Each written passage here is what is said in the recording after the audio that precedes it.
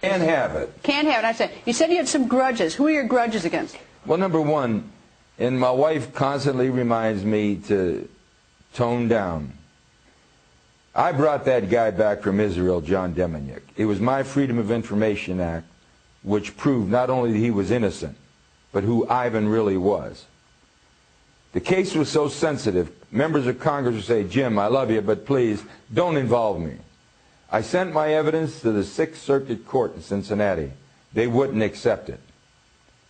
I finally sent it over to Israel, to the Israeli Supreme Court, and they called me over there, and I went with the family.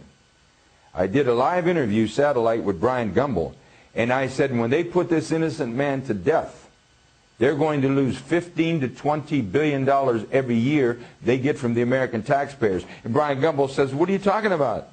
They only get $3 billion. And I said, Brian, that's only the foreign aid bill. Look at all the other trade compacts, economic assistance, military assistance. I'm saying this to you right now. Israel gets approximately $15 billion a year from the American taxpayers. That $15 billion is $30,000 for every man, woman, and child. And people in my district are losing their pension benefits.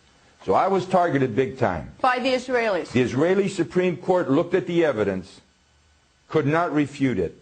And it came from the Justice Department, Greta. And they said, take him home. I brought him home, and he was bombarded ever since. Home to Ohio. Now he's in Germany fighting for his life. Now let me say this. Prosecutor Moskowitz of the OSI Office of the United States Justice Department suborned perjury with Otto Horn.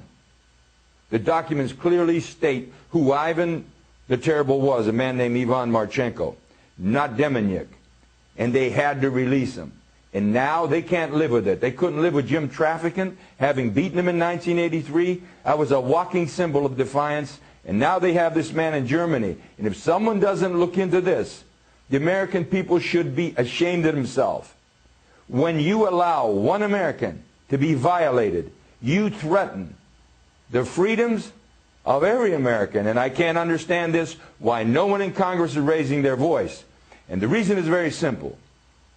And this may be you don't want to hear, I don't know. And I certainly don't want to hurt you on your show. You have one of the best. You're fair. But I believe that Israel has a powerful stranglehold on the American government. They control both members of the House and the Senate. They have us involved in wars of which we have little or no interest. Our children are coming back in body bags. Our nation is bankrupt over these wars. And if you open your mouth, you get targeted. And if they don't beat you at the poll, they'll put you in prison. All right, two quick things. One is the Israelis released Deminick back to the United States, right? The Israeli Supreme Court, and I give them credit. Give them credit. I give them credit, big time. All right, the second thing is Israel is a democracy and is our ally. Yes, right? they are.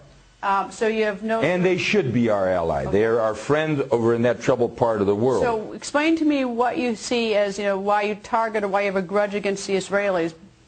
The grudge is not necessarily a grudge. It's an objective assessment that no one will have the courage to speak about. They're controlling much of our foreign policy. They're influencing much of our domestic policy. Wolfowitz, as Undersecretary of Defense, manipulated President Bush #2 back into Iraq. They pushed definitely to try and get Bush before he left to move into Iran. We're conducting an expansionist policy of Israel, and everybody's afraid to say it. They control much of the media, they control much of the commerce of the country, and they control powerfully both bodies of the Congress. They own the Congress. Are you an anti-Semite? No, I'm not. That's exactly what they're going to say, and I expect that. What I am is an American. You see, I think America comes first. And we have a one-sided foreign policy in the Mideast. And we've alienated Arabs who have no way of fighting. So what they've done, and I predicted this on the House floor, is they would export violence to America. And they have. They have no other way to fight. I think President Obama knows this. I think he sees this. I think he wants to do something. I think his hands are tied. And I think he's dancing between the raindrops, trying to figure how I can politically machinate some scenario to mitigate these problems. Greta, I'm saying this.